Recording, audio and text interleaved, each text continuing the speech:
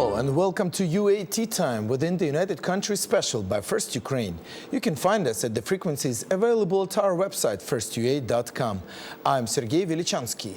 And I am Olivier Vedrine. UA Tea Time is dedicated to bring Ukraine and Europe closer to each other by introducing the real Ukraine to the rest of the world. For the past year or so, Ukraine has been on news all over the world. The reports were not always good and definitely not always positive for the Ukrainian image. It is all due to the media coverage and, unfortunately, not a correct one. Different media strives to reach different goals, so it is very important that media agencies try to keep the needed balance as they cover the ongoing events.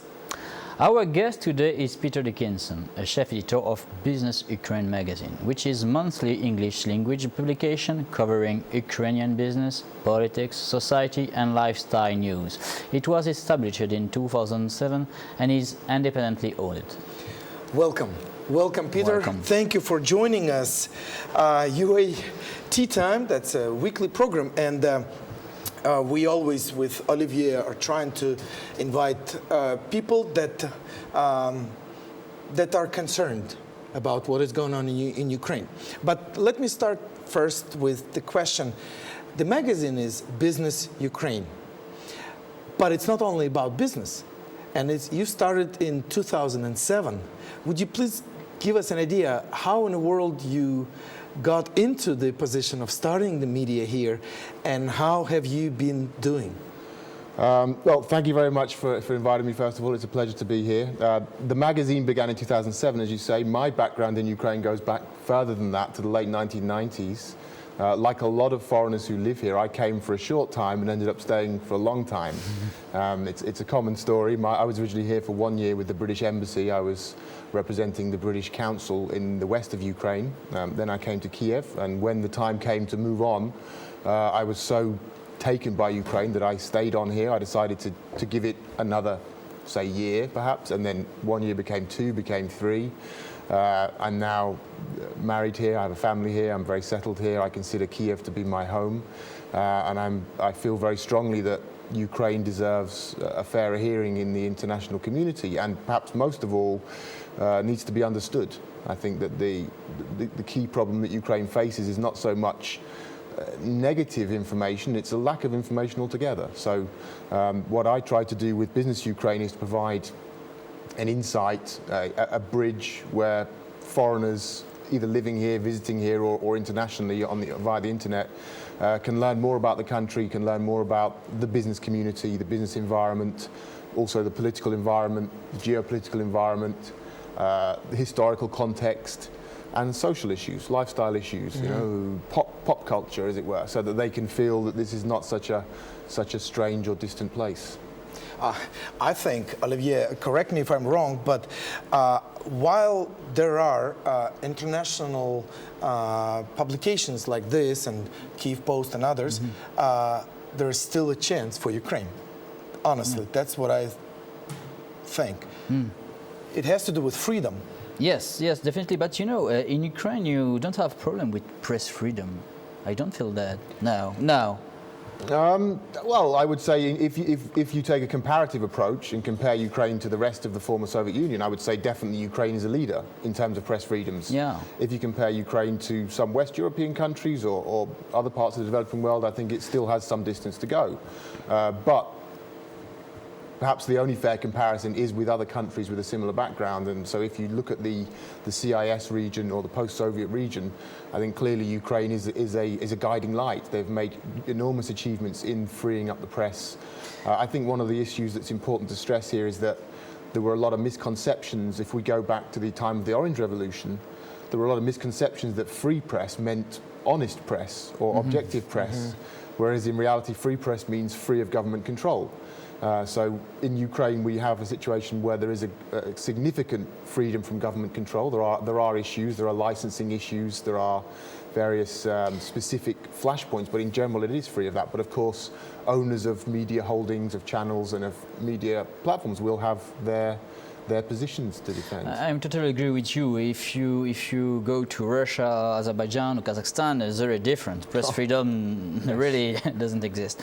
But here in Ukraine, maybe because Ukraine is really on the road and closer for the European Union, maybe, yes, we have more press freedom, and that's very, very good.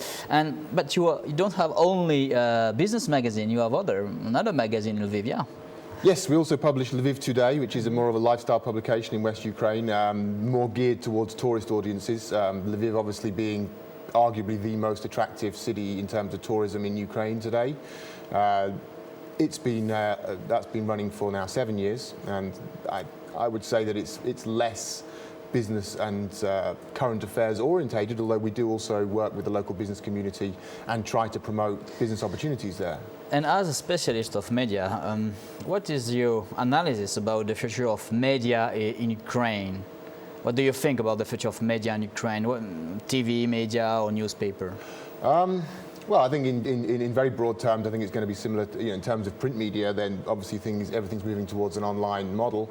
I think one of the interesting things we will see a lot more of in the coming years, and we're already seeing now, is very high level and ambitious Russian media figures, so top professionals from Russia, coming here because they're able to practice their trade here. I mean, we already have a number of very high-profile people who are here running.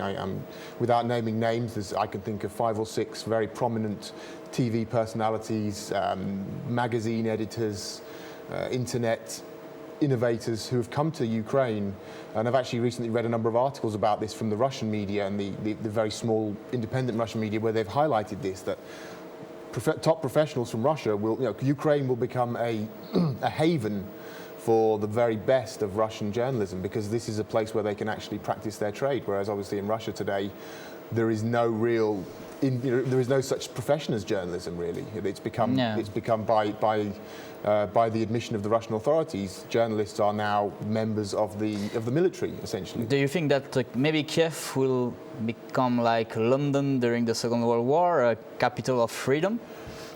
Yes, perhaps. I think within the former Soviet world, which I don't think Ukraine needs to reject its membership of the former Soviet world. I think that's what Ukraine is part of that world. So, in that context, I think definitely yes. I mean, if you look at the former Soviet sphere, if we look at these initiatives from Russia, a number of initiatives are currently based in the Baltic states, but realistically, the Baltic states are very small.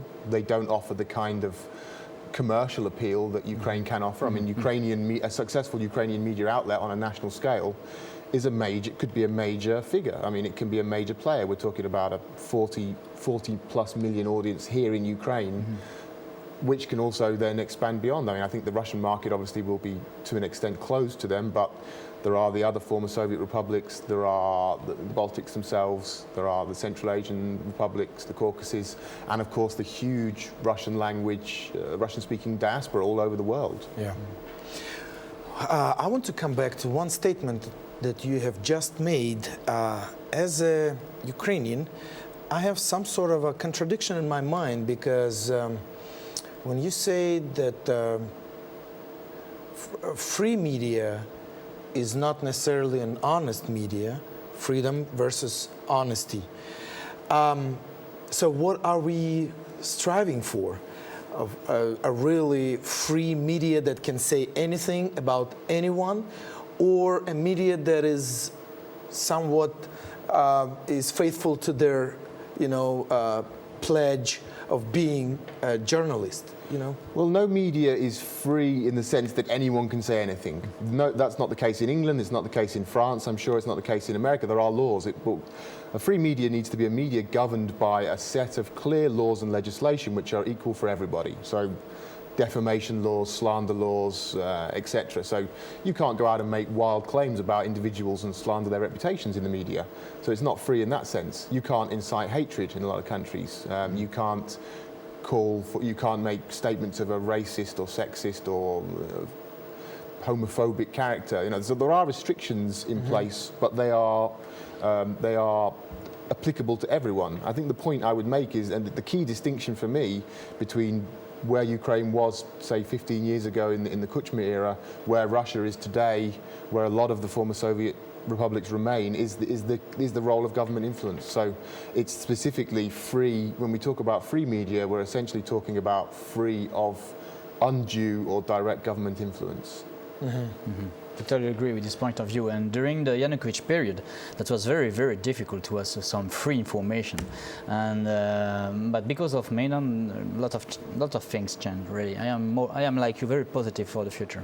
Well, I would take it back. I would go back. I think it swings in different directions. So I would take it back to the Orange Revolution time. I think before the Orange Revolution, there was a situation in Ukraine which was in many respects comparable or similar to the situation in today's Russia. The Orange Revolution was a watershed in that sense. In many ways, the freeing of the media was one of the only concrete achievements that actually was able to take root after that. We had a deluge of chat shows and political talk shows, and I think there was a slight backlash because some in the public, people got a bit exhausted from hearing all these terrible things said all the time, which had been hidden from them. Yes. So there was slight frustration in that sense, but in the general sense, it was a great period of opening up. The advent of the Yanukovych regime in 2010 saw that swinging again in the other direction. There were obvious changes in editorial policy in a lot of the newspapers, but it wasn't a complete return. No, but a part. Yeah, but they never achieved the complete return to where they'd been before the Orange Revolution, and I think we saw that during Euromaidan, that the channels were, some of the channels were widely criticised for being censored. During Euromaidan, a lot of media appeared. Like Spino TV, like a lot of new media appeared. Yes, a lot of startup media. I would say, startup media. Kromatsky obviously would be for me the most prominent of them, which I think that they played an important role. But mainstream media did as well. I mean, if we look at the mainstream national channels, again, most of them I think also they didn't ignore the events. Some of them had a very slanted approach, which you could criticize. I think you could justifiably criticize. But if these events had taken place in Russia or in another of the former Soviet republics, it's very likely they wouldn't have been on TV at all, and there would have been a total silence, which is, again, coming back to my point, that's where the freedom comes. So this freedom is very difficult to take back once people have experienced it. Yes. And there's a lot of resistance to that, and I think this is for me, one of the most powerful, to go back to the Orange Revolution, one of the most powerful symbolic moments of that whole time was when if you recall, they were in the first few days of the protest, when a lot of the channels were not showing them, or were downplaying them, or attempting to portray them as extremist. They had an evening news bulletin with a sign language person who was giving sign language for deaf audiences. And while they were reading out the falsified results of the election, the sign language, the signer, was giving the symbol saying, "Don't believe this, it's not true, they're lying to you." And of course, no one in the television understood what she was saying, so they broadcast it. And so the deaf people of Ukraine were the first to hear of the truth, which I thought was beautifully poignant and symbolic moment. Symbolic moment. With, again, probably a year and a half that's been this long, when all of the world is hearing about Ukraine on the news. After Maidan, then the Crimea Crimea annexation, and then the war in Donbass. But the greatest test for the journalism, I think, right now is that there have been used a lot of new strategies and technologies in the informational war. And I believe that this is quite a challenge right now for the journalists, because in some way they need to take which part they're on, which side they're on. What do you think? How difficult it is for you to maintain the balance? Well, one of the key rules of all Western journalism is objectivity, and to show both sides, or in many cases all sides of any issue. So to be outside of it and to absolutely, at all costs, to avoid any judgments. So I think Russia has very skillfully exploited this desire to appear objective. So they've been well aware that the Western media is obliged to repeat their positions, even if they know full well that the positions are ludicrous, are self-evidently false. So if you talk to Western journalists, they very often say, you talk to a journalist, for example, take the Crimea, the annexation of Crimea, for example, and the Little Green Men. If you talk to journalists there, as I've done on many occasions, they'll often tell you, you say, you reported that we don't know who these people are.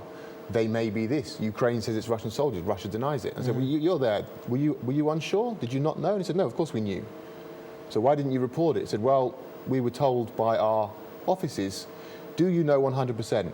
Have you got the proof in your hands that these people are Russians? No, I don't. Therefore, you have to present it. He said this, they said that.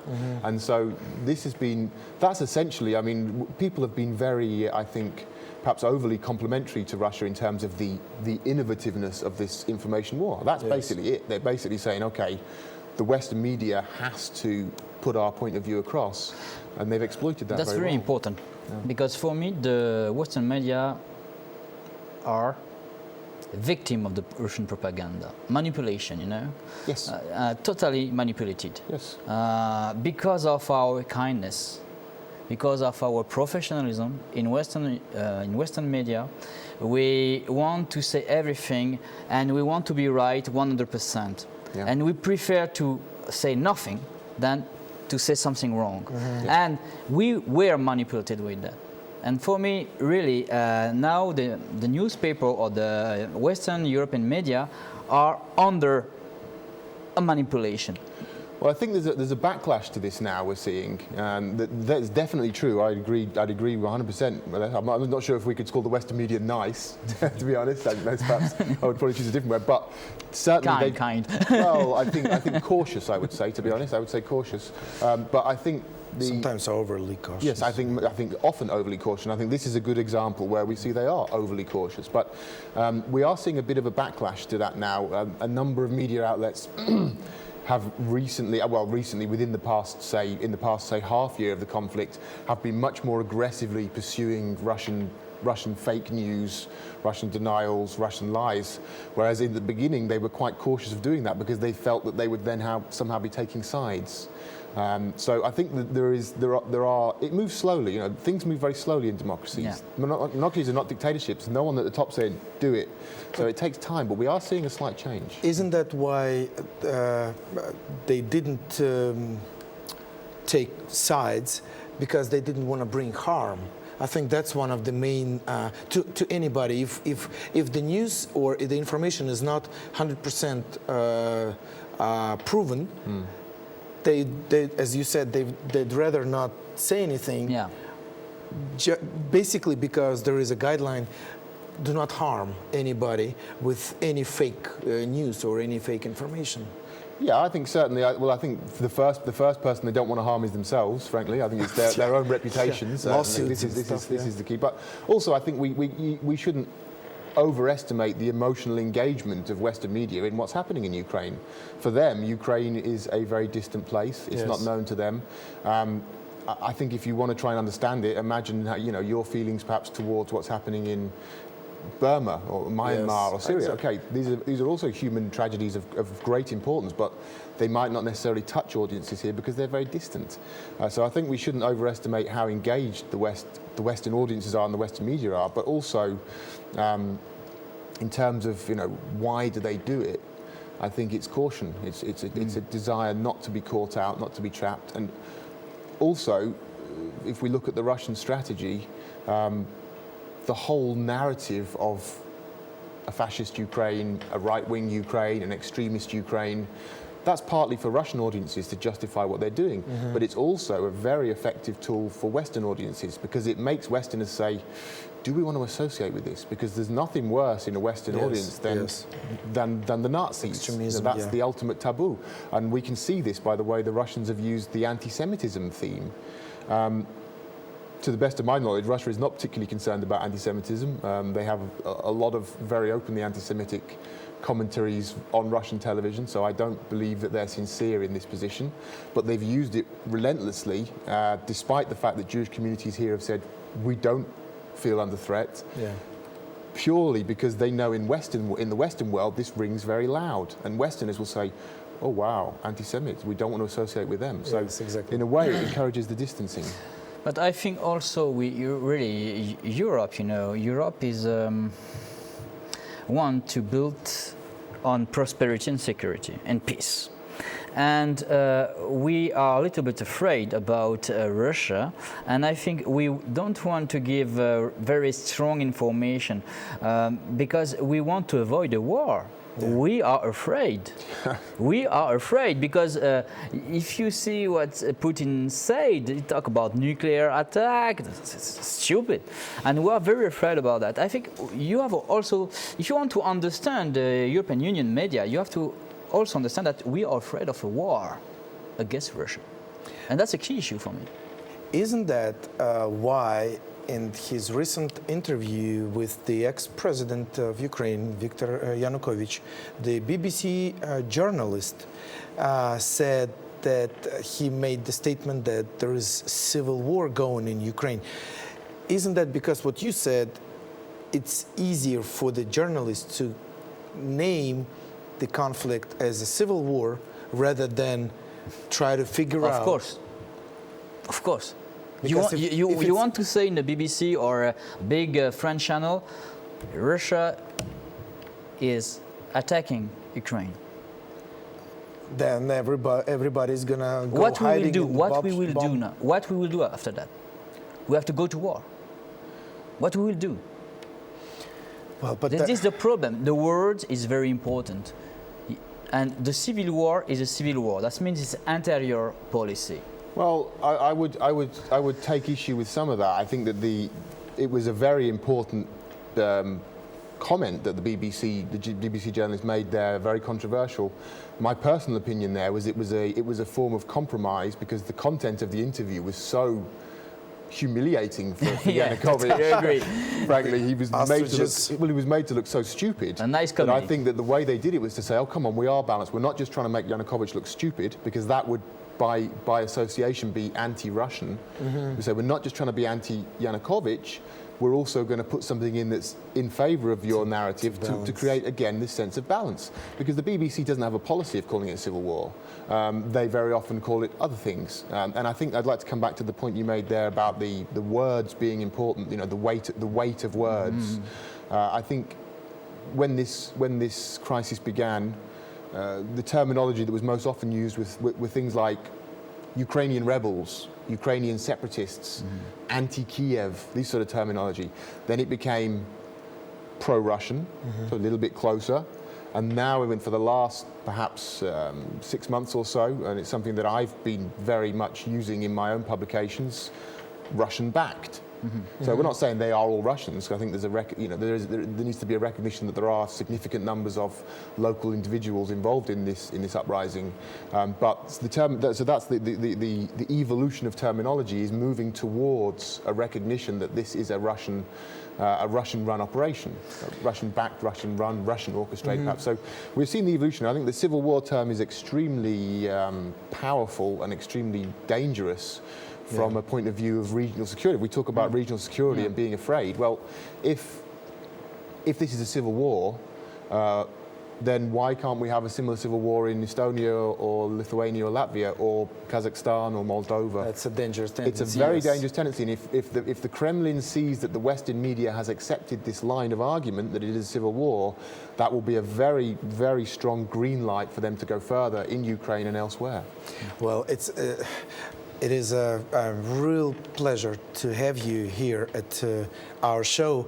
I would like for the two of you to give final statements about the freedom of press here in Ukraine and just anything you want to add. Well, first of all, I think that it's very important what you're doing, that you're trying to put out information in English to the audience. I think that's very useful, and there needs to be a lot more of these sort of initiatives that people need to know Ukraine. As I mentioned at the very start of our show, I don't think that there's a very strong anti-Ukrainian sentiment anywhere in the world. I don't get that impression. I think there is indifference and a lack of information. So the way to counter that is to put out the truth about Ukraine, and also to show the many sides of Ukraine, to let people become familiar and get to know Ukraine, because it's a wonderful country. We shouldn't engage in propaganda. We need to simply open Ukraine up to the world. That's exactly what Yes, you've been talking to. Yes. We need Your final statements. We need to open Ukraine to the rest of the world, and we need to talk only about the facts, what's happened only. And I am very optimistic for the future of Ukraine, and I like the parallelism between Kiev and London during the Second World War. Town of liberty. Let's make that as a final thought. We hope that Ukraine is going to be it's at the threshold of something new, and the whole world and Europe will probably learn something too from what is happening here. They could very well. Yeah. All right. It was United Country UAT time by First Ukraine. Olivier, Vedrine and Sergey Velichanskiy were working for you in the studio. Stay with us and we will show you the real Ukraine. Thank you for being with us. Have a good day and see you soon.